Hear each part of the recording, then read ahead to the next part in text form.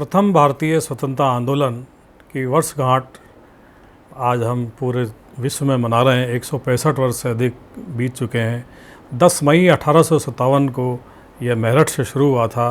इसके लिए आज हमारे एक बड़ी चर्चा का आयोजन किया गया है, जिसमें मुख्य वक्ता के रूप में प्रोफेसर रमाकांत पांडे हमारे बीच हैं, जो प्राचार्य केंद्रीय संस्कृत विश्वविद्यालय में वर्तमान में हैं, और अतिरिक्त निदेशक श्री गोविंद पारेख, सूचना एवं जनसंपर्क विभाग, वरिष्ठ पत्रकार श्री गुलाब बत्रा साहब, और हिंदी की प्रवक्ता प्रोफेसर और साहित्यकार प्रणव शुक्ला जी हमारे बीच हैं, और भी गणमान्य लोग हमारे यहाँ बीच हैं। हम सभी का स्वागत करते हैं।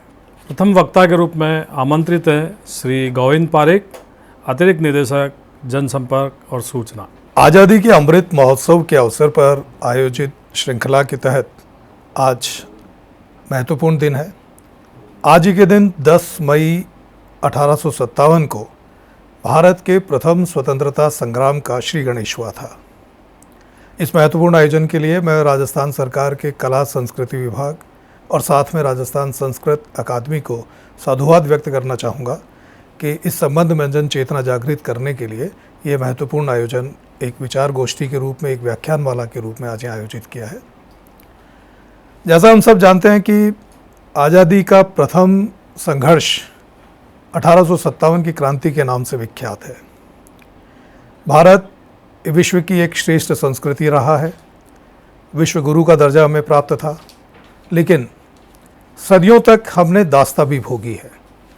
और ख़ासतौर पर हम बात करें अंग्रेजी शासनकाल की, ब्रिटिश ईस्ट इंडिया कंपनी ने 1800 के आसपास से इन्होंने शुरुआत की, और उसके बाद लगातार लंबे समय तक इन्होंने फूट डालो राज करो और साम्राज्य हड़पने की नीति के चलते चलते अनेक राजा महाराजाओं को अपने अधीन किया और ब्रिटिश शासनकाल को निरंतर आगे बढ़ाते गए।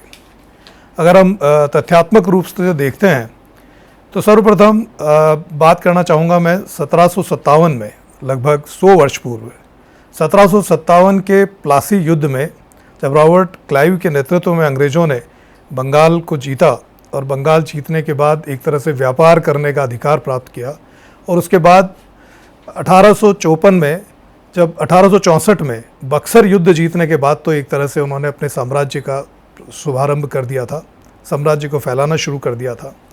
कालांतर में इसी दौरान अलग अलग जगह उन्होंने सिंध का युद्ध जीता, सिंध को शामिल किया, सिखों के साथ युद्ध हुआ उसको शामिल किया, मराठाओं के साथ युद्ध को के बाद उसको शामिल किया। इस तरह से अनेक रियासतों को जोड़ते हुए अंग्रेजी शासनकाल बढ़ने लगा। ब्रिटिश ईस्ट इंडिया कंपनी का साम्राज्य निरंतर बढ़ने लगा।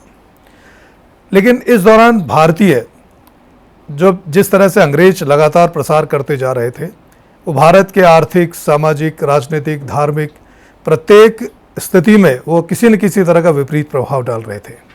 और तत्कालीन समय के जितने भी लोग थे वो सब इस बात से त्रस्त होने लगे कि हम पहले सदियों की गुलामी झेलते रहे हैं और एक नई तरह की गुलामी हमें झेलनी पड़ रही है, जिसके अनेक कारण, जैसा आर्थिक, राजनीतिक, सामाजिक, सब तरह के कारण बने। अगर मैं इसकी अलग अलग व्याख्या करूं तो सबसे पहले मैं देखता हूं कि भारत एक धर्म प्रधान राष्ट्र रहा है और धर्म को सर्वोच्च प्राथमिकता हमारे सामाजिक और नैतिक जीवन में मिलती रही है। वैदिक एक तरह से सिस्टम को हमने अडॉप्ट किया और वेदों के अनुरूप आचरण करने को श्रेष्ठ आचरण माना गया। हमारी संस्कृति वेदों पर आधारित रही। और जब इस दौरान ये भी रहा, साथ में कई तरह की हमारे इस तरह की अनेक विपरीत कुरीतियाँ भी साथ में शामिल हुई। अंग्रेज़ों ने उन कुरीतियों के संबंध में भी कई चीज़ें की। लेकिन जब धार्मिकता का पुट इतना ज़्यादा था कि हिंदू और मुस्लिम, उस समय इतना हिंदू मुस्लिम का झगड़ा वाला स्थिति तो नहीं थी, दोनों एकता के साथ में चल रहे थे। लेकिन फिर भी जब अंग्रेजी शासनकाल आया तो उस समय अंग्रेज़ों ने, ब्रिटिश ईस्ट इंडिया कंपनी के साथ जितने अंग्रेज अफसर थे, उन अंग्रेज अफसरों ने किसी न किसी स्वरूप में ईसाइयत के प्रचार को भी शुभारंभ किया। उसको भी उन्होंने ईसाइयत फैलाने का भी कार्य शुरू किया। और इसके पीछे निहित स्वार्थ यही था कि अगर भारत जितना बड़ा जल्दी ईसाइयत में कन्वर्ट होगा, उतना ही जल्दी उनकी ब्रिटिश ईस्ट इंडिया कंपनी की जड़ें और ज़्यादा गहरी मजबूत होगी। लोगों को लगने लगा कि ये हमें धर्म पर कुठाराघात हो रहा है। कुछ हालांकि सुधार जैसे कार्यक्रम भी थे, लेकिन वो भारतीय तत्कालीन परिवेश में उसको भी विपरीत माना गया, जैसे सती प्रथा का विरोध। हालांकि राजा राम मोहन राय और कई समाज सुधारक सती प्रथा का विरोध कर रहे थे, लेकिन अंग्रेज़ों ने इसको स्ट्रिक्टली लागू करने की कोशिश की। जनमानस उसके विपरीत हुआ। बाल विवाह का विरोध, कन्या भ्रूण हत्या का विरोध, ऐसी सामाजिक कुरीतियाँ जो मतलब वैसे सुधारात्मक कही जा सकती है, लेकिन उनको भी हमारे तत्कालीन जो परिवेश था उसमें उसको धार्मिकता के विरुद्ध माना गया। और सबसे ज़्यादा जो इसमें धार्मिकता के पुट को सैनिक आंदोलन के साथ में जोड़ना चाहूँगा कि जो सबसे बड़ा कारण बना सैनिक विद्रोह का, वो ये था कि इनको जो एक एनफील्ड राइफ़ल दी गई थी सैनिकों को, और एनफील्ड राइफ़ल में कारतूस जो भरे जाते थे तो कारतूस के ऊपर चर्बी का कवर था, और उस चर्बी के कवर के वो इसलिए बनाया गया था ताकि उस कारतूस में जो उसमें बारूद भरा जा रहा है उसमें किसी तरह की सीलन ना आए। लेकिन उसमें ये जनमानस में जितने सिपाही थे, जितने भी हमारे फौज में लड़ रहे थे, जो अंग्रेज़ों की तरफ से भी लड़ रहे थे, उन सब के मन में ये धारणा हो गई कि ये सूअर और गाय की चर्बी इसमें शामिल है। इसको लेकर के प्रारंभ में छोटे छोटे से विरोध होने लगे, लेकिन ख़ास तौर पर सबसे बड़ा विरोध मेरठ में मंगल पांडे ने किया। और मंगल पांडे को हम भारत की प्रथम आज़ादी के संघर्ष की कहानी का पहला नायक मानते हैं। केवल 30 वर्ष की उम्र में मंगल पांडे ने इस बात का सख्त विरोध किया कि वो इस कारतूस को अपने मुंह से नहीं खोलेगा। इसमें ज़रूरी था कि कारतूस सैनिक को ज़रूरी था कि राइफ़ल में बारूद भरने के बाद कारतूस के कवर को उसको मुंह से हटाना था, और मंगल पांडे को आशंका थी कि इसमें गाय की चर्बी है, मैं गाय की चर्बी को अपने मुंह में नहीं ले सकता। तो उन्होंने तत्काल इसका विरोध किया, और इस विरोध का जो उनको निर्देश दे रहा था लेफ्टिनेंट, उस लेफ्टिनेंट का उन्होंने मर्डर कर दिया, मार डाला उसको, हमला किया उसके ऊपर। तो एक तरह से ज़बरदस्त प्रतिरोध हुआ, उनको गिरफ्तार करने के आदेश दिए गए, अरेस्ट करके तत्काल अंग्रेज़ी जो भी अंग्रेज उनके प्रशासक थे, सैन्य अधिकारी थे। लेकिन उन सैन्य अधिकारियों के बावजूद जब अचानक ये लगा कि सारे सैनिक मंगल पांडे के पक्ष में खड़े हो गए और कोई उनको गिरफ्तार करने को तैयार नहीं हुआ, उल्लेख इस बात का मिलता है कि जितने भी उनके जिम्मेदार अधिकारी थे, उनके बड़े वरिष्ठ अधिकारी, सब ने इस बात का विरोध किया, भारतीय अधिकारियों ने। और अंत में केवल 1-2 कुछ ऐसे सैनिक थे जिन्होंने उसको पकड़ा, और पकड़ने के बाद में उन पर केस चला। तथ्य ये भी बताते हैं कि उनको 6 अप्रैल 1857 को उनका कोर्ट मार्शल हुआ, और 8 अप्रैल को उनको फांसी पर चढ़ा दिया गया। तो एक तरह से आज़ादी के प्रथम आंदोलन के प्रथम शहीद के रूप में अपने प्राणों की आहुति मंगल पांडे ने दी। यह अप्रैल का महीना था, लेकिन उनकी फांसी के बाद उनका एक तरह से जो आहुति अपने प्राणों की दी, उन प्राणों की आहुति के बाद पूरे देश भर में ये खबर चारों तरफ फैलने लगी, और सैनिकों में सब जगह विद्रोह की भावना और मजबूत हुई और तेज़ होती गई।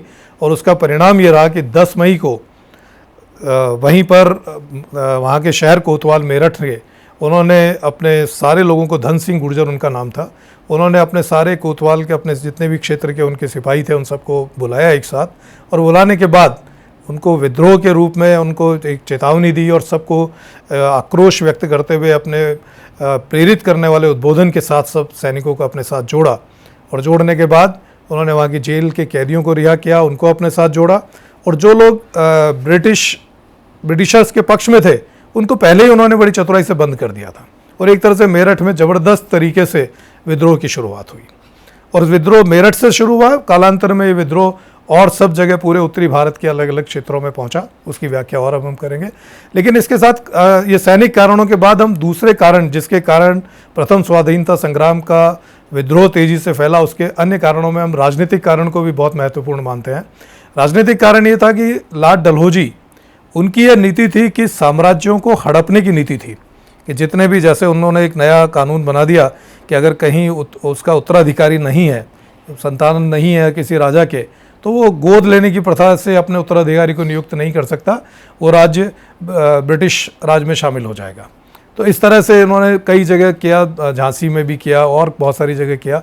और ख़ास तो मराठों के साथ में नानाजी देशमुख, नानाजी जब थे, इनको भी उन्होंने नहीं माना।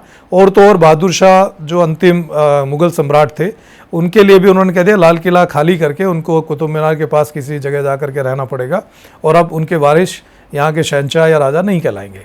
और कई जगह उनको पेंशन दे करके जो जितने भी सूबेदार थे, जितने और जमींदार थे, उन सबको अपने घर बैठाया, उनके अधिकारों में कटौती की। तो विद्रोह ऊपर सर्वोच्च स्तर से लेकर सैनिकों के स्तर तक, हर स्तर पर विद्रोह की भावना मजबूत हुई। और सबसे बड़े कारणों में से मेरा मानना है कि सबसे बड़े आर्थिक कारण थे। भारत सोने की चिड़िया किसी ज़माने में कहलाता था, लेकिन उस परिवेश को अगर हम देखते हैं तो अंग्रेज़ों ने जिस तरह के पिछले 50-60 वर्षों में ब्रिटिश ईस्ट इंडिया कंपनी ने भारत का आर्थिक शोषण शुरू किया, उस आर्थिक शोषण के परिणाम स्वरूप भारत की अर्थव्यवस्था जर्जर होने लगी।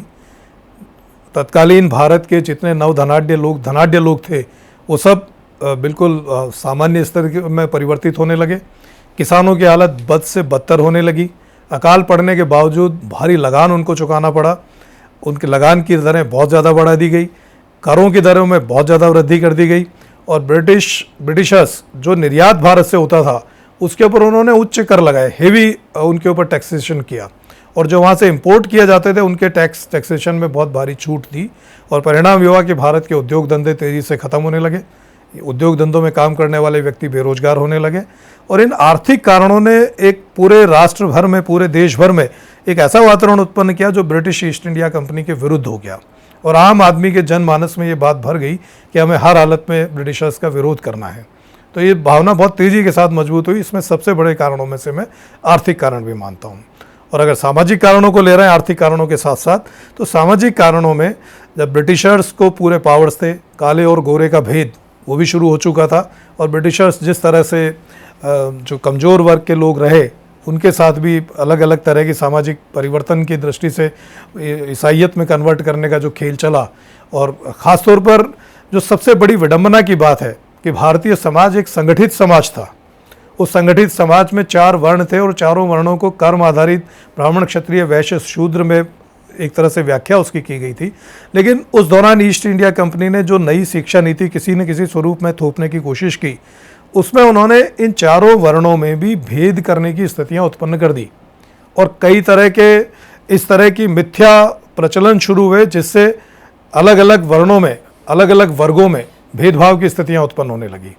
हालांकि ये एक तरह से हमारी कुरीतियों की स्थितियां थी कि इस तरह की स्थितियां उत्पन्न हुई थी, लेकिन बहुत तेज़ी के साथ ये स्थितियां उत्पन्न हुई, और उनके दुष्परिणाम भी हमें देखने को मिले कि जब, और ख़ास तौर पर ये दुष्परिणाम तब देखने को मिले जब सैनिक लोग, जिनको जो अलग धर्म के, जैसे ब्राह्मण या क्षत्रिय अगर सिपाही है और उसके ऊपर अगर किसी दलित को उसका सूबेदार बना दिया गया, तो उन्होंने उसके अधिकार में काम करने से मना कर दिया। ऐसी दृष्टियाँ कई सैनिक छावनियों में देखने को मिली। राजस्थान की अगर मैं उदाहरण लूँ तो राजस्थान में नसीराबाद, देवली, एरनपुर, नीमच उस समय तो राजस्थान का थोड़ा सा हिस्सा था, वहाँ पर देवली में, इन सब जगह पर भी लगभग यही स्थितियाँ उत्पन्न हुई। राजाओं का परिवेश, क्षत्रियों के अधिकार क्षेत्र में चीज़ें ज़्यादा थी, लेकिन जब क्षत्रियों के ऊपर इस तरह की स्थितियाँ जब अंग्रेज़ों के दौरान उत्पन्न हुई, तो सामाजिक वर्ग भेद की स्थितियाँ उत्पन्न हुई, सामाजिक संघर्ष शुरू हुआ, और सामाजिक संघर्ष के कारण भी लोगों में असंतोष पनपा। लेकिन कुल मिलाकर के स्थितियाँ इतनी विपरीत हो चुकी थी अंग्रेजी शासनकाल के विरुद्ध कि हर तरह से लोग असंतुष्ट थे, लोग परेशान थे, लोग हर हालत में ईस्ट इंडिया कंपनी से छुटकारा पाना चाहते थे। और जो भारतीय सैनिक ब्रिटिश ईस्ट इंडिया कंपनी के लिए काम कर रहे थे, जिनके कारण ईस्ट इंडिया कंपनी मजबूत होती जा रही थी, उन्होंने ही जब इसका विरोध शुरू किया तो ये विरोध की चिंगारियाँ निरंतर तेज़ी से आगे बढ़ने लगी। हालांकि दुर्भाग्य यह है कि इतना सब कुछ विरोध, जनमानस में व्यापक विरोध होने के बावजूद ब्रिटिशर्स की कूटनीति और उनकी रणनीति वो हमसे ज़्यादा मजबूत थी, हमसे ज़्यादा प्रचंड थी, हमसे ज़्यादा स्ट्रांग थी। उनकी सैन्य ताकत हमसे ज़्यादा स्ट्रांग थी। उन्होंने इस क्रांति के बिगुल को हर तरह से दबाने की कोशिश की, और अल्टीमेटली हम यही कहेंगे किसी न किसी स्वरूप में उन्होंने आज़ादी के इस प्रथम आंदोलन को बहुत मजबूती से दबा दिया। और उसी दबाने का दुष्परिणाम ये हुआ कि हमें अगले 90 वर्षों तक हमें अंग्रेज़ों की गुलामी सहनी पड़ी। अगर आज़ादी के प्रथम संघर्ष के दौरान ही अगर भारतीयों में और अधिक एकता का भाव रहा होता, और ज़्यादा हम बहुत ज़्यादा संगठित रहे होते, हमारी लीडरशिप बहुत स्ट्रांग रही होती, चाहे वो लीडरशिप में जितने भी लोग उस समय के थे, पेशवा बाजीराव के जो उत्तराधिकारी थे उनको कहो, या झांसी की रानी को कहो, या और तात्या टोपे, और बहुत सारे जो ऐसे लोग थे जिन्होंने अपनी कुर्बानियाँ दी, उनकी लीडरशिप थी। लेकिन इन सब के बावजूद हम अगर इसका विश्लेषण करते हैं तो हम ये देखते हैं कि अगर आज़ादी का प्रथम स्वाधीनता संघर्ष का संग्राम अगर हमारा और ज़्यादा स्ट्रॉन्ग हुआ होता, तो शायद हम अंग्रेज़ों की 90 वर्षों तक गुलामी और जो आर्थिक शोषण उन्होंने कहा उससे हम बच सकते थे। लेकिन फिर भी आज़ादी का प्रथम संघर्ष हमें आज भी प्रेरणा देता है कि हम अपने राष्ट्र के लिए, अपने समाज के लिए प्रेरित होकर के कार्य करें, उत्कृष्टता के साथ में कार्य करें और जो उसकी नाकामियाँ थी उनसे सबक सीखें। सबक सीख करके फिर एक राष्ट्र के रूप में एक मजबूती के साथ में संगठित होकर के अगर हम आगे बढ़ते हैं तो हमारे देश को और समाज को और हम आगे बढ़ा सकते हैं। बहुत बहुत धन्यवाद। नमस्कार। द्वितीय वक्ता के रूप में मैं आमंत्रित करूंगा सुश्री प्रणव शुक्ला जी को, जो हमारे बीच उपस्थित हैं। नमस्कार। आज़ादी के अमृत महोत्सव के दौरान आयोजित इस व्याख्यान माला, जो कि कला और संस्कृति मंत्रालय राजस्थान सरकार और संस्कृत अकादमी के संयुक्त तत्वावधान में आयोजित की जा रही है, मैं डॉक्टर प्रणव शुक्ला आप सभी का स्वागत और हार्दिक अभिनंदन करती हूँ। आज हम बात कर रहे हैं, जिस क्रांति की बात कर रहे हैं, जिस प्रथम स्वतंत्रता और स्वाधीनता संग्राम की बात कर रहे हैं, वो हमारे देश भारत का एक तरीके से ये कह सकते हैं कि भारत का पहला स्वाधीनता आंदोलन है, पहला स्वतंत्रता संग्राम है, जो 10 मई 1857 को क्रांति धरा मेरठ से आरंभ होकर देश के विभिन्न स्थलों पर फैला। ये 2 साल तक लगभग चला। सबसे पहले 10 मई 1857 को प्रथम दिन ये विद्रोह मेरठ से फैला और फिर ये लगभग 2 साल तक चला। कानपुर, बरेली, झांसी, दिल्ली के आसपास के क्षेत्र, मेरठ इत्यादि जगहों पर ये विद्रोह फैला। फिराक गोरखपुरी ने इस बात को लेकर के एक छोटा सा शेर लिखा था जो बहुत प्रसिद्ध हुआ। उसने कहा था, देख रफ्तार इनकलाब देख, कितने आहिस्ता और इसकी तेज़ी देख। तो फिराक गोरखपुरी की बात से इस बात को शुरू करती हूँ कि जब ये विद्रोह फैला तो मंगल पांडे इसके प्रथम, इस स्वतंत्रता संग्राम में आहुति देने वाले प्रथम नायक थे। उन्होंने सर्वप्रथम इस स्वाधीनता संग्राम में अपनी आहुति दी और इसका तात्कालिक कारण ये था कि जो एक पुजारी वहाँ पर थे उस सैनिक छावनी में, उन्होंने सैनिकों को पानी पिलाने से मना कर दिया था, क्योंकि सैनिक गाय और सूअर की चर्बी से बने कारतूसों का प्रयोग कर रहे थे। और गाय और सूअर की चर्बी, सूअर मुसलमानों के लिए वर्जित है और गाय हिंदुओं के लिए वर्जित है। सैनिकों को ये पता चला और वहाँ पर एक बंदूक हुआ करती थी, उसमें वो मुंह से तोड़ करके कारतूस उसमें डालने होते थे। तो सभी सैनिकों ने उन अंग्रेज़ों के खिलाफ एक विद्रोह, एक उनके अंदर एक आत्मज्वाला पैदा हुई और उन्होंने वो विद्रोह करना स्वीकार कर लिया। और उन्होंने वो विद्रोह, क्योंकि मंगल पांडे को 8 अप्रैल को फांसी दे दी गई थी, तो मंगल पांडे की वजह से भी उनमें स्वाधीनता की भावनाएं भड़क रही थी।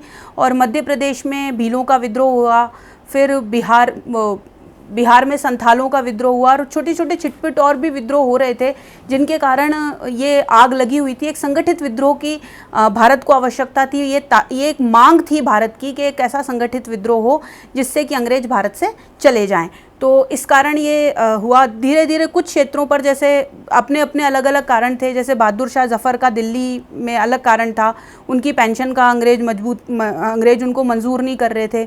झांसी की रानी का जो दत्तक पुत्र वाला डॉक्ट्रिन ऑफ लैप्स जो डलहौजी ने लागू की थी, वो कारण था। तात्या टोपे का अपना अलग कारण था। तो धीरे धीरे ये विद्रोह एक ज्वाला के रूप में, एक अग्निशिखा के रूप में प्रस्फुटित हुआ और ये धीरे धीरे भारत के विभिन्न क्षेत्रों में फैला। राजस्थान में भी इसमें अहम भूमिका राजस्थान ने भी निभाई। इसके कुछ राजनीतिक, आर्थिक, सामाजिक कारण हम लोग देखते हैं, लेकिन तात्कालिक कारण ये माना जा सकता है कि चर्बी और गाय के सूअर के जो वो थे, तो देश में बहुत सारी छावनियाँ थी और सभी पर लगभग सैनिक थे और उन्होंने ये इस कारतूस के इस्तेमाल को मना कर दिया था। तो इस कारण ये विद्रोह और अधिक भयावह रूप ले चुका था। और इसके जो प्रतीक चिन्ह थे वो थे रोटी और कमल। गांव-गांव में छोटी छोटी जगहों पर रोटी सप्लाई की जाने लगी और कमल का फूल सप्लाई किया जाने लगा। जहां रोटी और कमल का फूल सप्लाई किया जा रहा था, इसका मतलब था कि वो परिवार, तत्कालीन परिवार, उस क्रांति में अपना हिस्सा, अपना योगदान दे रहा है। थोड़ा सा एक ड्रॉबैक भी था इस आंदोलन का कि लोग बहुत अधिक मात्रा में संगठित नहीं हो पाए। बहुत अधिक मात्रा में संगठित होने से अगर ये विद्रोह बहुत अधिक संगठित रूप ले लेता तो संभवतः हमें 90 साल और अंग्रेज़ों का शासन झेलने की आवश्यकता नहीं थी। राजस्थान में 28 मई को नसीराबाद छावनी से ये विद्रोह हुआ, क्योंकि वहाँ पर 28th BNI एक वो थी, 15th BNI Bengal native infantry एक सेना थी जो वहाँ पर अधीनस्थ थी, लेकिन उसने भी इस विद्रोह को चूँकि कारतूसों के प्रयोग से मना किया। तो सबसे पहले राजस्थान में ये यहाँ फैला, नीमच में 3 जून को फैला, मध्य प्रदेश में झांसी में फैला। ऐसे करके धीरे धीरे लगभग 2 साल तक ये विद्रोह एक ये कह सकते हैं कि जंगल की आग की भांति कहीं ना कहीं ये आग सुलगती रही। और इसमें सबसे बड़ी जो भूमिका मतलब मैं मानती हूँ कि राजाओं की थी। अगर राजा उस समय जो तत्कालीन शासक थे वो अपने आप को न बचा करके आउवा के ठाकुर कुशाल सिंह चापावत की तरह सबका साथ दे देते तो शायद ये विद्रोह जो था एक नया रूप ले लेता। वीडी सावरकर और पट्टाभी सीतारामैया ने इसे स्वाधीनता का संग्राम का विद्रोह स्वीकार किया है, लेकिन एक पीडी मजूमदार हुए, उन्होंने कहा कि न तो ये प्रथम न स्वतंत्रता के लिए ना ही एक संगठित विद्रोह था। लोग अपने अपने विचार देते हैं। कार्ल मार्क्स ने एक पूरी थ्योरी, एक पूरी पुस्तक इसके ऊपर तैयार की है। अगर भारतीय स्वतंत्रता संग्राम के कुछ और पहलू ना उनके ड्रॉबैक नहीं होते तो हमें ये जो स्वाधीनता थी, ये जो आज़ादी थी, ये बहुत पहले मिल चुकी होती। झांसी की रानी महारानी लक्ष्मीबाई का एक अलग कारण था कि उनके पुत्र दामोदर राव को गद्दी पर नहीं बैठने दिया गया था। वो पहली नायिका थी, वह पहली महिला स्वतंत्रता सेनानी थी भारत की जो लड़ी और इस अदम्य साहस के साथ लड़ी कि उसने मतलब अपने देश के लिए, अपने राष्ट्र के लिए अपने प्राणों का उत्सर्ग कर दिया। सभी लगभग सभी जो देश थे वो सभी जो राज्य थे, सभी जहाँ जहाँ छावनियाँ थी वो सब उसमें शामिल थी। एकमात्र कोटा एकमात्र ऐसी एक जगह थी जहाँ छावनी नहीं थी, फिर भी स्वतंत्रता का विद्रोह हुआ। वहाँ पर मॉक मौसन का सिर काट करके और चारों ओर घुमाया गया था। वहाँ के 2 एजेंट थे और इस जो ये स्वतंत्रता संग्राम हुआ इसके बाद ईस्ट इंडिया कंपनी का शासन भारत में लगभग भारत का उससे प्रभाव कम हो गया था। गवर्नर जनरल का पद बदल करके वायसराय उनको करना पड़ा, क्योंकि भारतीय स्वर्णिम इतिहास में स्वर्णिम पृष्ठ आज भी कहा जा सकता है कि 1857 का जो स्वतंत्रता संग्राम था ये अपने भीतर कुछ ऐसी ज्वाला लेकर के उपस्थित हुआ था कि इसने हमें प्रेरणा दी आगे बढ़ने की। इसने हमें आगे और अधिक ये सब वो आगे जाने के लिए हमारे नेताओं को बहुत सारे स्वतंत्रता संग्राम के बाद ऐसा इसका प्रभाव हुआ कि बहुत सारे नेता, बहुत सारे जो क्रांतिकारी वो सब तैयार हुए भारत को बचाने के लिए।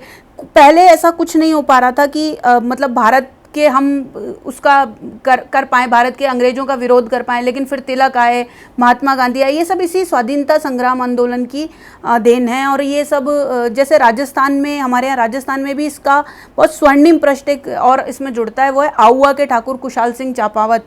वो यहाँ क्रांतिकारियों ने उन्हें रोटी और कमल पहुँचाया और वो इसके लिए तैयार हो गए। क्रांतिकारी वहाँ से सुगाली माता की मूर्ति भी उतार करके ले गए और अभी सुगाली माता की मूर्ति बीकानेर म्यूज़ियम में रखी हुई है।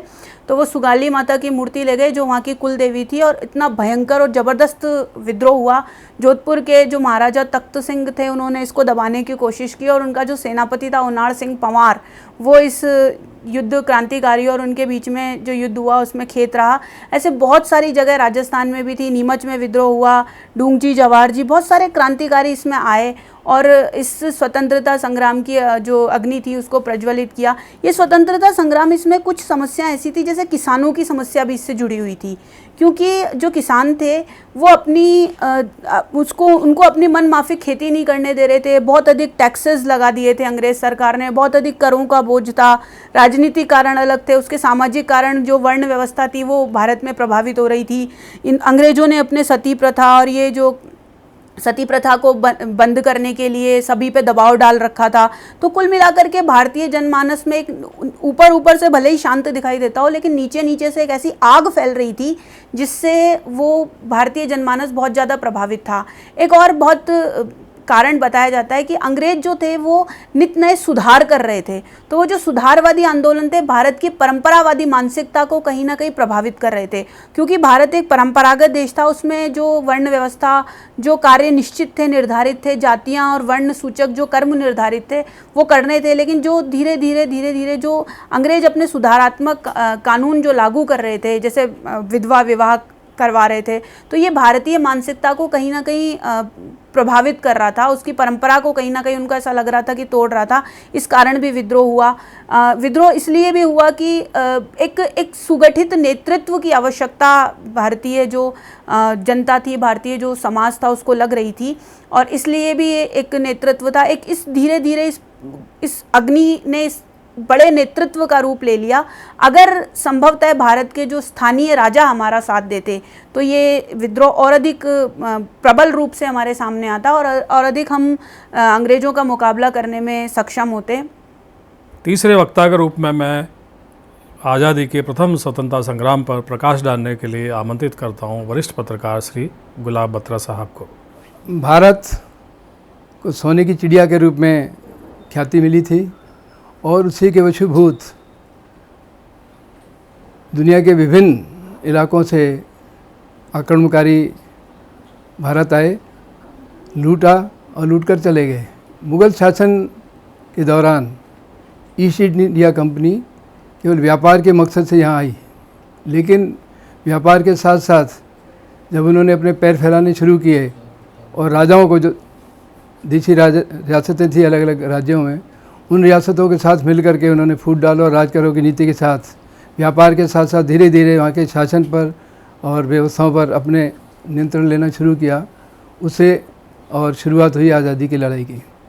जैसा प्रारंभ में हमारे साथियाँ अपनी बात कह चुके हैं, 1857 की जो प्रथम क्रांति थी और उससे पहले भी 100 साल पहले भी शुरुआत हुई थी, उसका एक केंद्र जो मंगल पांडे के रूप में मेरठ से अग्नि की जो ज्वाला एक शुरू की थी, एक चिनगारी शुरू की थी।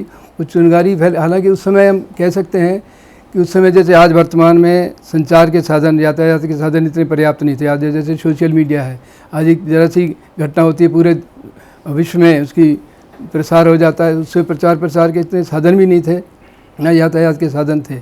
इसी कारण जो 1857 में आज 10 मई के दिन जो शुरुआत हुई थी चिनगारी मंगल पांडे के रूप में, वो चिनगारी की ज्वाला फैलते फैलते धीरे धीरे उसको समय लगा और उसको 2 साल लग गए। अभी हमने पिछले दिनों किसान आंदोलन देखा, उस किसान आंदोलन ने कितना व्यापक रूप ले लिया।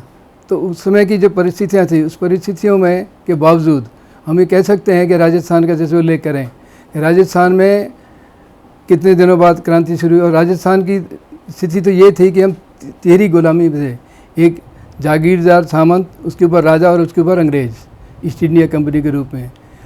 ये सारा 2 साल तक होता रहा, लेकिन एक जो चिनगारी की शुरुआत हो गई थी वो धीरे धीरे इतनी फैलती गई कि उसके परिणाम ये आगे चल कर ये हुआ कि जैसा भाई गोविंद जी ने कहा, आर्थिक कारण के रूप में कहें तो बहुत बड़ा, जब ईस्ट इंडिया कंपनी 1857 की क्रांति के बाद ब्रिटिश हुकूमत ने सारा भारत का आधिपत्य अपने हाथ में लिया, उस समय उन्होंने सबसे पहला जो चोट डाली ब्रिटिश हुकूमत ने, नमक आंदोलन, नमक सत्याग्रह जो शुरू हुआ महात्मा गांधी ने 1930 में शुरू किया था।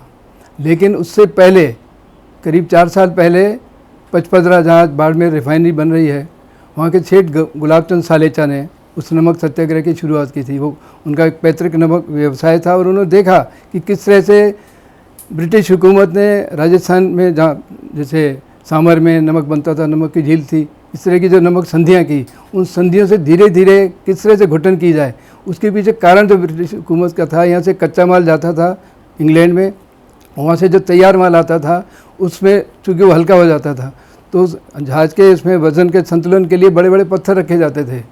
जब पत्थर रखे जाते थे उनको समुद्र में फेंक दिया जाता था। तो फिर इस तरह के सुझाव दिए गए कि क्यों नहीं, और जो समुद्री नमक है वो लाया जाए। समुद्री नमक लाने के लिए ज़रूरी था कि जो नमक है, क्योंकि नमक हर आदमी परिवार इस्तेमाल करता है, तो धीरे धीरे जो है भारत में नमक उत्पादन था, उस नमक उत्पादन पर किस तरह से अंकुश लगाया जाए और किस तरह से यहाँ की अर्थव्यवस्था को बिगाड़ा जाए, ये कोशिश की। उस सेठ गुलाब चंद सालेचा ने अकेले ने और वहाँ के जोधपुर रियासत के राजाओं से मिल करके और कोशिश की कि किसी तरह से नमक के आंदोलन को कैसे किया जाए। और जो संधियाँ थी, उन संधियों को चुनौती देते हुए उन्होंने कलकत्ता में जा कर के आर्थिक नुकसान उठा करके और नमक बेचा यहाँ पर। और पहली बार उस समय सेंट्रल असेंबली में मामला उठाया। बड़े बड़े बिरला जी और सेठ घनश्याम दास बिरला, जी.डी. बिरला, इन लोगों ने सपोर्ट किया। मीडिया ने भी उस समय सपोर्ट किया, कलकत्ता के अखबारों में इस नमक आंदोलन की हुई। और उसके 4 साल बाद महात्मा गांधी ने 1930 में दांडी मार्च की शुरुआत की थी। तो राजस्थान को एक बहुत बड़ा श्रेय है कि नमक आंदोलन श्री गणेश यहाँ राजस्थान की धरती से पचपदरा से हुआ था। इसी तरह से मैं संक्षेप में कहना चाहूँगा कि आज़ादी का जो आंदोलन था और आज़ादी का जो ये वटवृक्ष बना जो अंग्रेज़ों के द्वारा, इस वटवृक्ष को, गुलामी का जो वटवृक्ष बना, उसको काटने के लिए हम अगर कह सकते हैं तो जैसे लकड़हारे इकट्ठे होते हैं और कुल्हाड़ी से एक कुल्हाड़ी दूसरा मारता, तीसरा मारता, एक ऐसा दृश्य आ जाता है कि वो पेड़ गिर जाता है। तो ये सभी का समन्वित रूप था इस भारत में कि 1857 की क्रांति से जो शुरुआत हुई थी, उस शुरुआत को इतने आगे से 90 सालों में आगे आगे बढ़ाते बढ़ाते उस गुलामी के जो वटवृक्ष बन चुका था, उस समय किस तरह से एक एक चोट होती गई और उसका नतीजा ये निकला कि आखिर में 15 अगस्त 1947 को हमें और आज़ादी मिली। और अभी आगे 15 अगस्त को इस आज़ादी के 75 साल पूरे मनाने जा रहे हैं और समूचे देश में अमृतकाल मनाया जा रहा है। इस अवसर पर हमें उन जो 1857 की जो क्रांति है, उनके वीर शहीदों को हम प्रणाम करते हुए हमें ये भी कि 75 साल की जो आज़ादी है, हमारा जो लक्ष्य है आगे, उस लक्ष्य को हम कैसे भारत को विश्व गुरु बनाने का एक जो संकल्प लेके हम आज़ादी अमृत महोत्सव बना रहे हैं, मुझे विश्वास है कि हम सभी भारतीय सब तरह के सद्भावना के साथ आगे बढ़ेंगे और अपना लक्ष्य प्राप्त कर सकेंगे। आपको बहुत बहुत धन्यवाद। और कंक्लूडिंग रिमार्क और सभी संपादित रूप से वक्तव्य के लिए मैं हमारे बीच उपस्थित प्रकांड विद्वान श्री प्रोफेसर रमाकांत पांडे, प्राचार्य केंद्रीय संस्कृत विश्वविद्यालय को मैं आमंत्रित करता हूँ। राजस्थान संस्कृत अकादमी एवं राजस्थान कला एवं संस्कृति विभाग की ओर से स्वतंत्रता के अमृत महोत्सव के उपलक्ष्य में आयोजित इस व्याख्यानमाला में मैं आप सब सुधी श्रोता जनों का स्वागत करता हूं, अभिनंदन करता हूं। वस्तुतः इतिहास के ग्रंथों को जो हम पलटते हैं तो हमारे स्वतंत्रता संग्राम की शुरुआत 1857 से प्रायः बताई जाती है, किंतु अगर हम देखें तो हमें स्पष्ट होता है कि अंग्रेज़ों ने यहाँ राज्य करते हुए यह देखा कि लगभग 1000 वर्ष से जो देश गुलाम है, मुग़लों के अधीन रहा, अब हमारे अधीन है और नाना विदेशी शक्तियाँ आकर के यहाँ पर राज्य करती रहीं। आखिर इस देश में परतंत्रता का प्रभाव क्यों नहीं पड़ रहा? परतंत्र देश जो भी होता है, वहाँ की जो संततियाँ होती हैं, वहाँ की जो संस्कृति होती है, वो नष्ट हो जाती है और वो पराधीन उत्पन्न होती हैं, मानसिक रूप से ही पराधीन रहती हैं। किंतु भारत इतने दिन तक गुलाम रहने के बाद भी पराधीन वृत्ति का देश नहीं बना। यह अंग्रेज़ों के लिए सबसे चिंता का विषय था, जिसको लेकर के लॉर्ड मैकाले भारत में आता है और वह यहाँ की शिक्षा व्यवस्था और हमारी गुरुकुल परंपरा को देखता है और देश के कोने कोने में जा कर के हमारी सांस्कृतिक एकता को देखता है और तब वह निर्णय लेता है कि जब तक इनकी शिक्षा व्यवस्था को ख़त्म नहीं किया जाएगा, तब तक यह देश कभी भी परतंत्र नहीं हो सकता और वह अपनी एक नई शिक्षा नीति का निर्माण करता है, जिसमें हमारे गुरुकुलीय शिक्षा पद्धति को अवैध घोषित करता है, हमारे शास्त्रों की पढ़ाई को अवैध घोषित करता है, संस्कृत को मृत भाषा घोषित किया जाता है और एक बहुत बड़ी साजिश रची जाती है, हमें पोंगा पंडित की संज्ञा दी जाती है। ये सारी चीज़ें होती हैं, यह सब होती हैं। और जो लॉर्ड मैकाले है वह संस्कृत शिक्षा को जब अवैध घोषित करता है तो कलकत्ता में पंडित जय गोपाल तर्कालंकार, जो कि एच विल्सन के गुरु थे, जहाँ पर विल्सन आकर के और संस्कृत का अध्ययन किए थे कलकत्ता और काशी में, वहाँ पर पंडितों की एक सभा होती है और ये निर्णय लिया जाता है कि इस संकट से उबरने में कम से कम हमारी सहायता अगर कोई कर सकता है तो ऑक्सफोर्ड यूनिवर्सिटी में प्रोफेसर के रूप में, संस्कृत के प्रोफेसर के रूप में कार्यरत जो विल्सन साहब हैं, वो हमारी रक्षा कर सकते हैं। और पंडितों के निर्णय के बाद वहाँ से एक पत्र भेजा जाता है विल्सन को। वो पत्र, कई पत्र हैं, लेकिन पत्र का एक श्लोक मैं यहाँ पढ़ना चाहूँगा। वो पत्र है, अस्मिन् संस्कृत पाठ सद्म सरसित तत्स्थापिता ये सुधी हंसा कालवसेन पक्ष रहिता दूरम गते ते त्वयि तत्तीरे निवसन्ति संप्रति पुनर्व्याधास्तदुच्छित्तये तेभ्यस्तम यदि पाशी पालक तदा कीर्तिश्चिरम स्थास्यति। हे विल्सन, तुमने यहाँ संस्कृत कॉलेज जो बनवाया और वहाँ पर विद्वान रूपी हंसों को जो तुमने स्थापित किया, वहाँ मैकाले नाम का एक बहेलिया आकर के अब रहने लगा है और वो बहेलिया जो है इन विद्वत हंसों को का वध कर रहा है। तो अगर तुम इस मैकाले रूपे बहेलिए से हमारी रक्षा करते हो तो तुम्हारी कीर्ति चिरकाल तक स्थायी रहेगी। यहाँ ध्यान देने योग्य बात यह है कि विद्वान अपने को हंस कहते हैं क्योंकि वो सरस्वती के वाहन होते हैं। और मैकाले यह पत्र जब कलकत्ता से विल्सन को भेजा जाता है तो विल्सन उसका बहुत ही चाटुकारिता पूर्ण उत्तर देता है। वो उसकी भी 2 लाइनें, विधाता विश्व निर्माता हंसस्तत्प्रिय वाहनः अतः प्रियतरत्वेन रक्षिष्यति स एव तान्। इस प्रकार का जो विधाता है, ब्रह्मा है, इस विश्व का निर्माण करने वाला, उस विश्व निर्माता का वाहन हंस है और वह ब्रह्मा ही आपकी रक्षा करेगा। इस तरह करके गोल मोल बातें वो करता है और कोई भी विल्सन साहब जो है अपने गुरुजनों के द्वारा प्रेषित पत्र का जवाब नहीं देता। और तब उस समय केवल बंगाल में 8000 जो टोल थे, संस्कृत के शिक्षण केंद्र थे, उस समय हमारे देश की जो साक्षरता थी आज से बहुत अधिक थी। उन 8000 में से 600 उसी दिन बंद हो जाते हैं टोल, और लगभग 35 संस्कृत के विद्वान जो है वो आत्माहुति देने को तैयार होते हैं। हिंदू कॉलेज के छात्र उनके साथ आते हैं और कैलाश चंद्र दत्त जो कलकत्ता गजेटियर में जो सबसे पहले इस संग्राम को, स्वतंत्रता संग्राम में फांसी पाने वाला व्यक्ति जो लिखा हुआ है, वह कलकत्ता संस्कृत कॉलेज का कैलाश चंद्र दत्त नाम का वो विद्यार्थी है जिसे पहली फांसी की सज़ा दी जाती है और यह लड़ाई शुरू हो जाती है। इसके पहले आप देखेंगे कि कोई भी लड़ाई शुरू नहीं है। इसे अंग्रेज़ों ने भी नहीं लिखा, इतिहासकारों ने भी नहीं लिखा, लेकिन जो संस्कृत के पत्रकार हैं उन लोगों ने इसे निकाला और संस्कृत के माध्यम से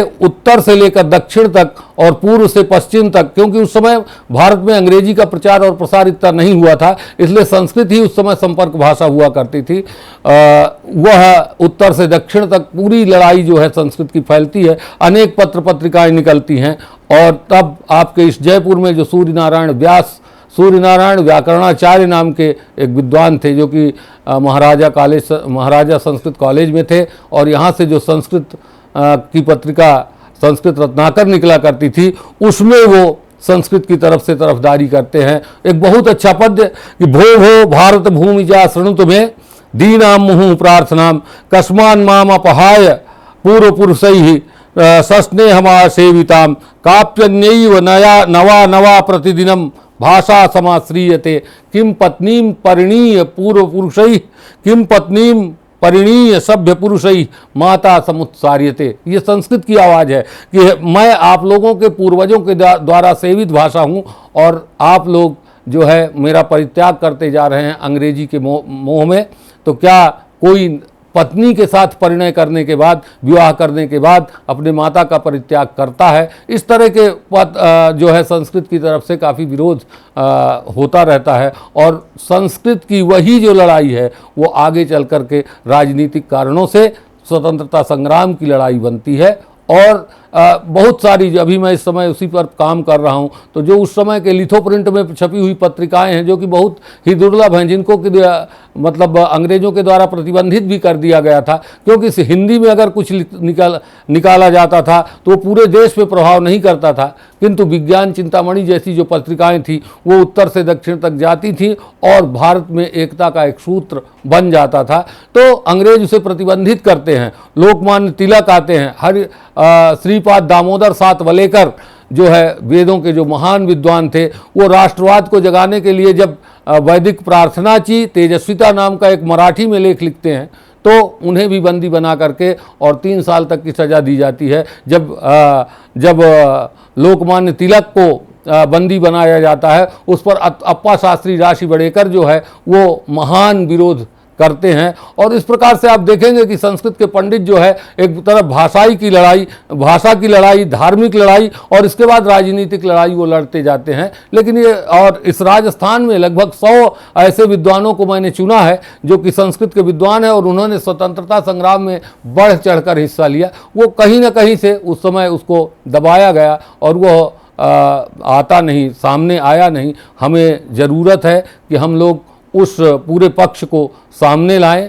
और जन जन तक इस बात को पहुंचाएं। अरविंद घोष महर्षि अरविंद नाम से जो प्रसिद्ध हैं, वो अरविंद घोष जब बड़ौदा में जेल में बंद थे, उन्हें भारत माता जब स्वप्नाविष्ट अवस्था में दिखाई देती हैं। अब देखेंगे उनकी भवानी भारती नाम की एक बहुत छोटी सी 90 पद्यों की किताब है, तो किस तरह से वो भारत माता का चित्र खींचते हैं कि यह किस तरह से नग्नावस्था में और कोड़ों की मार से धधक रही है, वो सारी चीज़ें वो वहाँ पर वर्णन करते हैं और दिखाते हैं। उससे जो है हमारा जन जागरण होता है। और इसके बाद हम देखते हैं रामनाथ प्रणयी नाम के एक विद्वान आते हैं, जो कि संस्कृत में बहुत सारी क्रांति की, वंदे मातरम तो चल ही रहा था, उसके बाद ए हिरणम नो मरणम चिंतय जैसे गीत भी आते हैं, जो कि स्वतंत्रता संग्राम में क्रांति गीत के रूप में उभरते हैं। और अनेक नाटक महाराणा प्रताप के जीवन में, पृथ्वीराज के जीवन चरित्र पर लिख करके, और गांव-गांव में उनके प्रदर्शन के भी इतिहास हमें मिलते हैं कि उन नाटकों को जो है स्वतंत्रता संग्राम के पहले वहाँ गांवों में दिखा करके और जन जागरण किया जाता है। उसका कारण ये था कि अगर किसी भी क्षेत्रीय भाषा में या हिंदी भाषा में दिखाया जाता था तो अंग्रेज़ों को वो बात समझ में आ जाती थी। वंदे मातरम को खुद वो ये समझते हैं कि इसका अर्थ बांधो और मारो होता है, बहुत दिन बाद उन्हें समझ में ये बात आती है। स्वामी दयानंद सरस्वती, उनके गुरु संपूर्णानंद सरस्वती, और संपूर्णानंद सरस्वती के शिष्य हैं विरजानंद सरस्वती, तो ये 3 संत जो हैं। उसके बाद सहजानंद सरस्वती, और यहाँ भी जो किसान आंदोलन जो है उसके जो जनक हैं सहजानंद सरस्वती, ऐसे संतों की भी एक बहुत बड़ी जमात हम लोगों के साथ स्वतंत्रता संग्राम में आती है और वो अपनी लड़ाई को लड़ती है। और जिन्होंने गुरुकुल कांगड़ी की स्थापना की, श्रद्धानंद सरस्वती, वो उन्हें कैसी कैसी सजाएं दी गईं, वो अगर हम दिल्ली में जा कर के और अपने नेशनल आर्काइव में उनके पत्रों को देखते हैं और अंग्रेज़ों के जो गजेटियर्स हैं उनको अगर पढ़ते हैं और अंग्रेज़ों के न्यायालयों के द्वारा निस्सारित जो उनके सज़ा के आदेश हैं उनको हम देखते हैं, तो हमें पता चलता है कि वास्तव में जो स्वतंत्रता संग्राम का इतिहास लिखा गया है वह ऊपर ऊपर लिखा गया। उसके लिए अभी बहुत कुछ काम करने की ज़रूरत है। हमारे जो अनेक ऐसे, चंद्रशेखर आज़ाद, वो 14 वर्ष की अवस्था में उनको सज़ा मिलती है, वो संस्कृत के विद्यार्थी हैं। भगत सिंह स्वयं आर्य समाज से बिलोंग करते हैं और वो भी संस्कृत के विद्यार्थी हैं। उदयवीर शास्त्री उनके गुरु हैं, वो खुद अपनी डायरी में ये बात को लिखते हैं। तो इस तरह से हम देखते हैं कि जो संस्कृत है वो अपने देश की जो वैदिक परंपराएं हैं, वहाँ जो राष्ट्र का स्वरूप हमारा है उसको लेकर के आगे आती है और उसे दबाया जाता है। बहुत दिनों तक अभी तक कोशिश की जा रही है कि इस पक्ष को सामने न लाया जाए। तो मुझे लगता है हमें अनुसंधान करना चाहिए और जो हमारे दबे हुए पक्ष हैं इतिहास के, उन्हें और भी जन सामान्य के सामने तक लाना चाहिए। और एक बात की सूचना और मैं देना चाहूँगा कि मथुरा प्रसाद दीक्षित, जो कि लाहौर में संस्कृत के प्राध्यापक थे और मनमथ नाथ गुप्त के शिष्य थे, वो काशी से और लाहौर गए थे। वो जब वहाँ जाते हैं तो असहयोग आंदोलन में वो भी भागीदारी करते हैं और मंडी के राजा के यहाँ उन्हें प्रश्रय मिलता है छिपने का। इसके बाद वो किसी कारणवश स्वतंत्रता आंदोलन से दूर तो होते हैं, लेकिन ऐसे साहित्य की रचना करते हैं जहाँ पर गांव-गांव में जाकर के लघु नाटकों के माध्यम से या लघु कविताओं के माध्यम से अभिनव, जैसे महाभारत का जो अभिमन्यु वध है, तोता जो बंद है पिंजरे में, उन सब के माध्यम से, प्रतीकों के माध्यम से जो है जन जागरण करने का वो कार्य करते हैं। और उनका जो भारत विजयम नाटक है उसमें 1937 में वो भारत को स्वतंत्र घोषित कराते हैं और वो बात कहीं ना कहीं अंग्रेज़ों तक पहुंच जाती है और उन्हें भी अंत में सज़ा दी जाती है। और इसी जयपुर की धरती में 1996 को जिनका देहांत हुआ, हरिदत्त पालीवाल, वो सुभाष चंद्र बोस की सेना में थे, संस्कृत के महनीय आचार्य थे। वो अलीगढ़ बम कांड और मेरठ बम कांड के बहुत बड़े नेता थे और उन्हें जब सज़ा दी गई तो बहुत मारा गया। मैं उनसे मिला था, बहुत वृद्धावस्था थी उनकी। तो उस समय वहाँ उन्होंने जो उन्होंने अपने साहित्य की सर्जना की, वो हिंदी में भी लिखते थे और संस्कृत में भी लिखते थे। तो 1947 को जब हमें स्वतंत्रता मिलती है तो एक वर्ग हम देखेंगे कि वो स्वतंत्रता का आनंद तो मना रहा है, लेकिन एक वर्ग क्रांतिकारियों का और स्वतंत्रता संग्राम सेनानियों का वो भी है जो जैसे भारत की संकल्पना कर रहा था वैसा उन्हें वहाँ नहीं मिला। तो स्वतंत्रता समागता सुराजता तुनागता जैसे गीत भी वहाँ गाए जाते हैं कि स्वतंत्रता तो हमें मिल गई है लेकिन सुराजता हमें अभी तक नहीं मिली है। तो इस प्रकार से एक बहुत बड़ा पक्ष है स्वतंत्रता संग्राम का जो अभी तक हम लोगों के बीच में नहीं आया, उसे लोगों के सामने आना चाहिए। और मुझे लगता है कि तभी हमारा जो ये स्वतंत्रता का अमृत महोत्सव है तभी सफल होगा जब हम उसके लिए बलिदान देने वाले, स्वतंत्रता के लिए अपना सर्वस्व लुटाने वाले एक एक वीर के प्रति जान जाएंगे।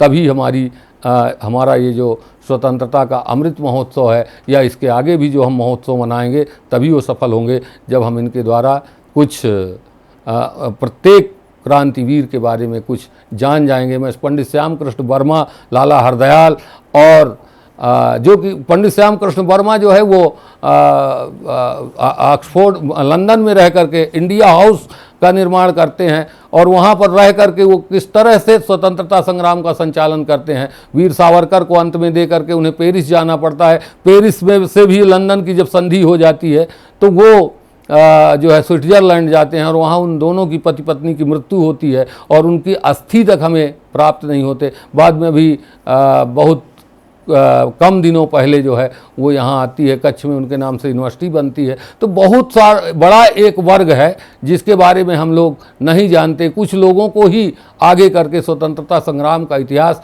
लिख दिया गया है और इतिहास ऐसी चीज़ है जिस पर अनुसंधान हमेशा किया जाना चाहिए। तो मुझे लगता है अभी हमें बहुत कुछ जानना बाकी है और हमें आगे सतत उस सब को जानने के लिए प्रयास करना चाहिए। मैं यही कहकर अपनी वाणी को विराम देता हूँ। धन्यवाद।